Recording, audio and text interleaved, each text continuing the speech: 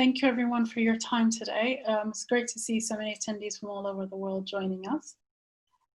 As a quick way of introduction, my name is Yodit. I run OpenSensors. My background is software development and data science. For OpenSensors, we deploy and manage sensors to understand the buildings and help running of the buildings. And today I'm really honored to introduce Louis Lhoest. For most of you, I think, that are in ABW or have heard of ABW, I'm sure you've heard of him before. For those of you that haven't, he's the managing partner at Veldhoen and Company. They're the leaders in activity-based working. Louis has been working since 1999 with bigger organizations as well as smaller ones to really help them think about their workplace. You know, from my experience, he's one of the deepest, has the deepest expertise in ABW of everyone I've ever met in the industry, and is really well respected. He's helped multinationals such as Lego, AstraZeneca, and so forth really think about and redesign, really kind of think about their strategy and their approach to the workplace. He's also helped smaller organizations such as William Burt Distilleries, and also helping hospitals think about the patient experience as well. A really rounded experience around in several regions, in any regions, as well as kind of cultures and types of organizations. And for a lot of people, I think it's really great to get this wealth of experience, because you get context for how others have done it and best practice. So thank you very much, Louis. I really appreciate your time today. So to kick off, it'd be great to, at least for those that haven't heard of it, if you could give us a high-level definition of what ABW or activity-based working is. Yes, Judith, well, thank you for this introduction.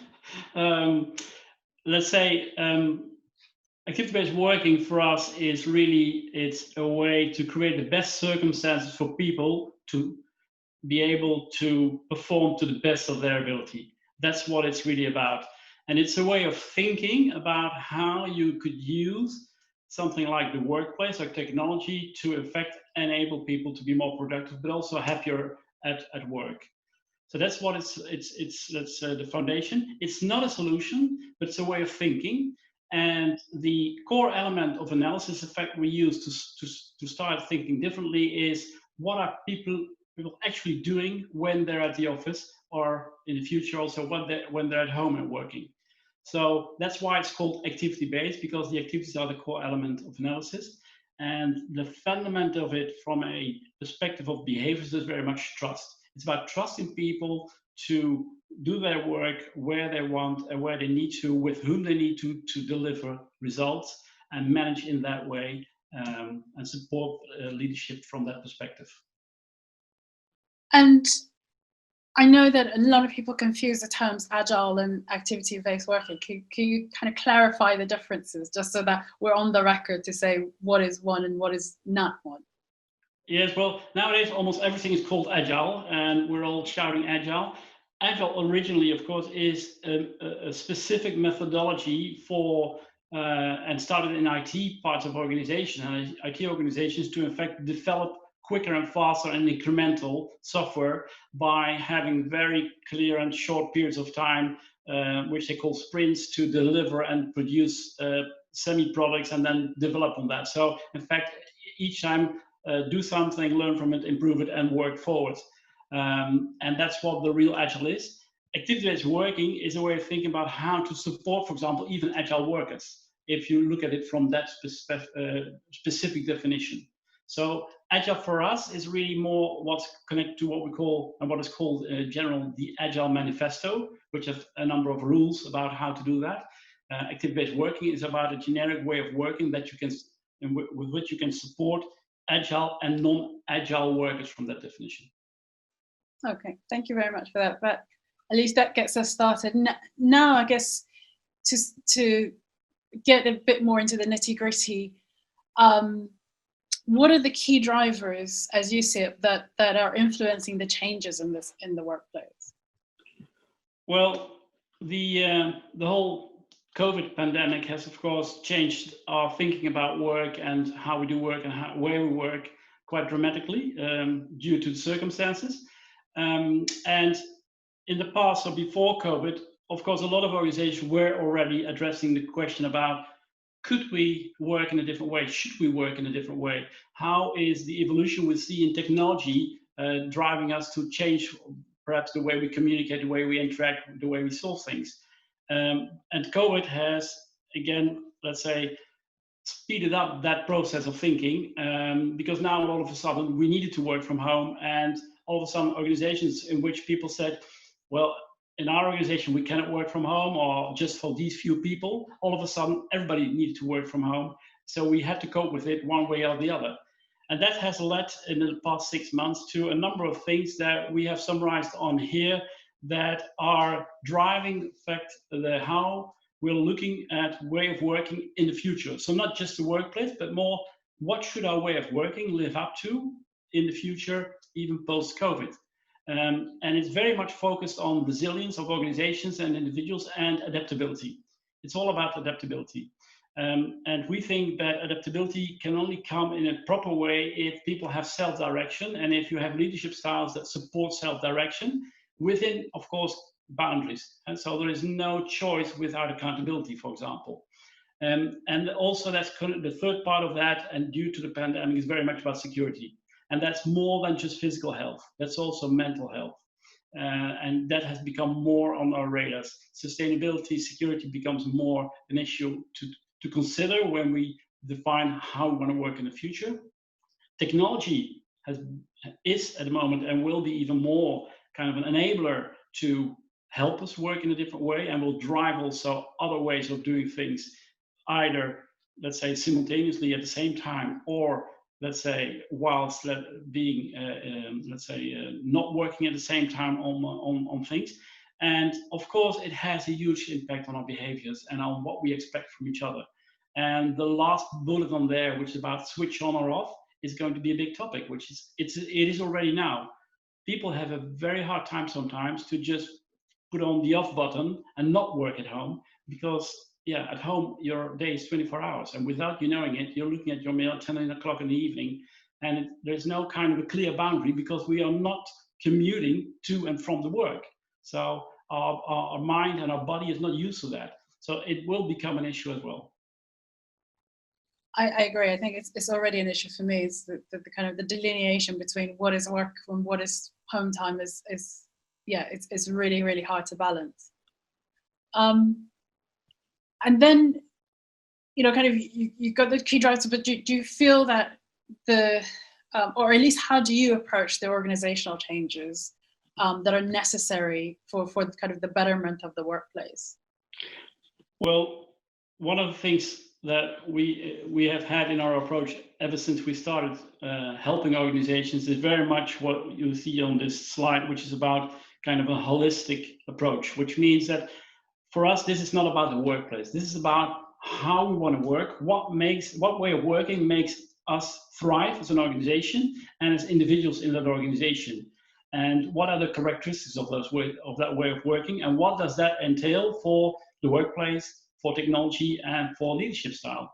And to define that first before you go into solutionizing, because that's what we see all around, even also with COVID at the moment, even in the return to the office kind of scenarios, a lot of organizations jump into solutions.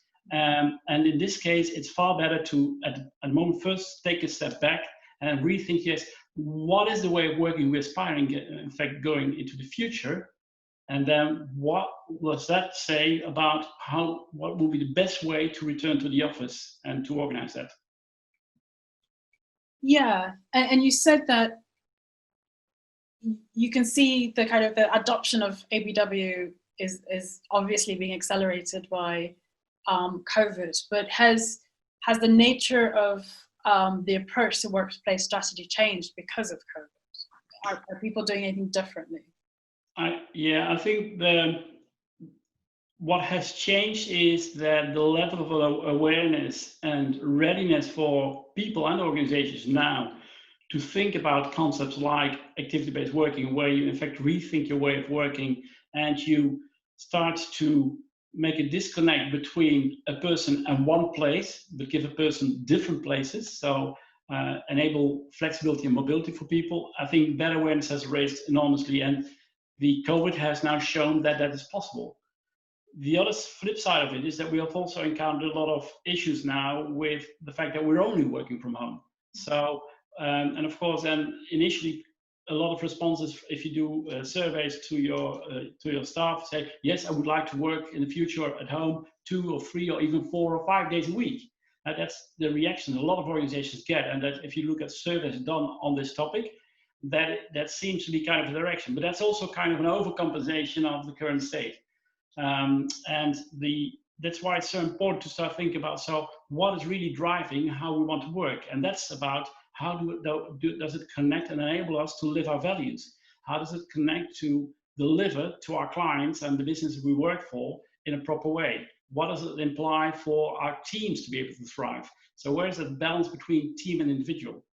And in order to make a good judgment about that and define solutions that really stand, it is really crucial to start with thinking about, so what are the guidelines that the solutions need to live up to before going into the solutioning mode? Got it. And we have one question from the audience already. So you said let workers decide where, when, and how they do their tasks. How does the how fit in from your point of view is the question. Well, the how has to do with, for example, the kind of tools you use, for the level to which you collaborate or don't collaborate. What we see is that in all organizations, there's quite a need for more collaboration, also more what we call cross-functional collaboration. So a lot of organizations have kind of this issue, like we work very well together in the department, but between departments, we've got kind of a siloed approach. How do we solve for that? That doesn't imply that every collaboration is useful. It's also, so it's very important to think, don't collaborate because of the sake of collaboration. So what are the rules of those games? And that's something to discuss in teams, and you need a foundation to how can we have those discussions in a proper way so they lead to a solution that helps us. And that's what these guidelines and guiding principles do. Thank you. So looking at, in terms of strategy, or at least portfolio strategy, what are the things that we need to be thinking about, or what are the factors that we need to be thinking about in terms of the workplace strategy? Yeah, well, it's again, like I say, we've got the word workplace strategy on top here, and maybe a better word would be to say it's not a workplace strategy, it's about our way of working. So what's our vision for our way of working and what should it live up to? In terms to the workplace, and that's what this slide, let's say, later on is about, it's the workplace then has to support a number of things that, given the outcome and the experience we now have with COVID, and also the, let's say, generic evolution of society, providing variety is a key element for success in the workplace. And I saw that one of the questions in the chat is about the percentage of focus at home or at work. I read a lot of articles where people say, well, the office will now just be for collaboration. I don't think that's true. I think the pattern we showed earlier, and so the variety of activities people do at the office will still be that variety, but the extent to which we do individual work will be less at the office than it was before, because we will do more of that at other places as well. But we will not have a day where we're just going to the office only collaborating the whole day. That's very exhausting. There will be a mix also from a human perspective of different nature of activities you do during your day. So reassessing what is that activity pattern of the future we need to support for our teams is one of the crucial elements in starting solutionizing after you've defined your guiding principles about the way of working has to live up to. And that will lead to a variety of settings, and then you can define the amount. Humanity, security, well-being is going to be very crucial in, let's say, thinking about the experience the office will bring. The office is going to be really, it's what we see in the third build as well, it is, let's say, the physical space that should give us the message of what is, let's say, the common ground of us, our organization. What do we stand for? Where, how do I feel that sense of belonging when I get there? How do I get energized by what we do and what we are as an organization, so I can leverage that in and outside of the office? And the elements of, let's say, the look and feel, the well-being elements, the security you feel at the office become quite important in terms of space. The fourth one is very much about the fact that, as we all know, your best ideas you don't get them at the desk. You get them either in the shower, or you get them because you interact with people in a more, let's say, chance encounter. Chance encounters are crucial for in fact triggering people to think about things they wouldn't have thought before, and to create new connections, new associations in your brain that lead to something else. And therefore, having that possibility to have chance encounters in an office becomes and stays important. And the last one is an important one as well, because up till now, if you looked at activity-based environments and offices, they're very much centered around, let's say, an individual, for example, having choice to sit where he or she wants to be productive. But now we have to think about the fact that maybe people are working from home 2 or 3 days a week. So we have to start organizing teams to be able to be together at the office at certain moments in time, to be able to do whatever they need to do as a team, be it from a social perspective or from a more business perspective, or a combination of that. And it's not just about, let's say, having a meeting, because that's easy. You just make a meeting space or you make an open collaboration space. No, it's also about this, like, we're sitting together during a day and we have a number of just chance encounters within our team and with other people, but we're also in kind of the same space, so we feel something that is intangible. And that is a new question to organizations, because how do you accommodate for that? You could, of course, say, well, let's have that space available for teams and for every team always, but then it will be empty for 60% of the time. So what is the solution for that? And that is something you can solve with activity-based working, of course. So in terms of, you talk a lot about key ingredients. Can you flesh this out a bit more for people, kind of the cornerstones of what brings it all together? Yes, being mindful a bit of time, but the let's say if we look at a number of key ingredients for the future way of working in organizations, is to really take trust and accountability as a starting point of thinking. A lot of organizations talk about it. It's very often in values of organizations. It's a different thing to walk the talk, but it makes the difference in how you solutionize. If trust is the starting point for thinking about solutions, you get different solutions than if it's kind of hybrid, a bit of trust, but also a lot of control. Not to say that control is bad. You still need control when you build on trust, but your control mechanisms will be supporting the trust building instead of destroying it. So, and trust always comes with accountability. So it also needs a leadership style that's connected to making people feel accountable and let them be accountable. And that demands something from the leader as well. Another point that we see changing, and especially due to these kind of online collaborations, is very much that the skills we need as individually also to be successful and productive in virtual meetings is not only, let's say, understanding the content and being an expert on something or contributing in creative process, but also being able a bit to facilitate that, because the way we facilitate also defines the results we get. So there's something on the skills side that needs to change. We talked a bit about support teams. It's about the me and we and a new balance for that. So as an individual, I can make choices, but I must not, let's say, limit therefore with my choices the productivity of the team. So how do we do this? What does it mean for the type of conversations we need to have within a team and with our team leaders, for example? And then, of course, we see that more and more things are based on data, and more data is available. So there are a lot of different types of sensors. There are also tools like workplace analytics that come to play that leverage a lot or give a lot of data, which we could use to, one, create far more awareness of what's really happening, and then use them. So how could they help us to improve on things?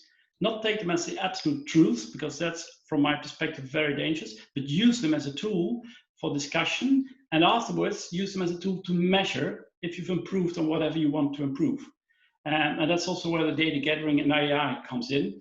Like there are tools like My Analytics with Microsoft Outlook, where you can just, every week you get a dashboard about how you're doing and how much time you spend on focus or collaboration, or with who you collaborate most. That is AI being introduced into work. Now, what do we do with this? Is it helpful, or is it just something that disturbs and disrupts?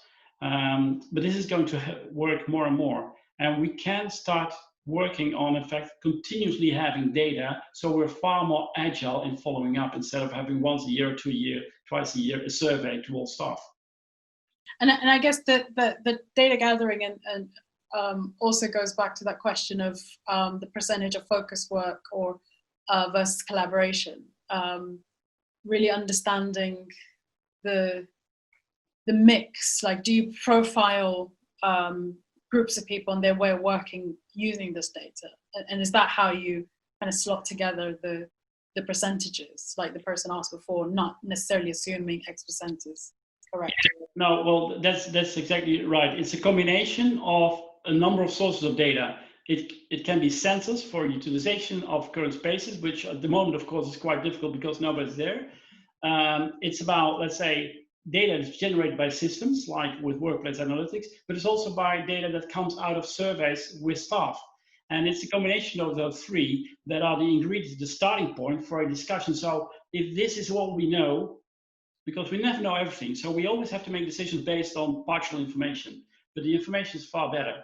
If this is what we know, what is the best guess we can make together, an educated guess on what we should support in the future?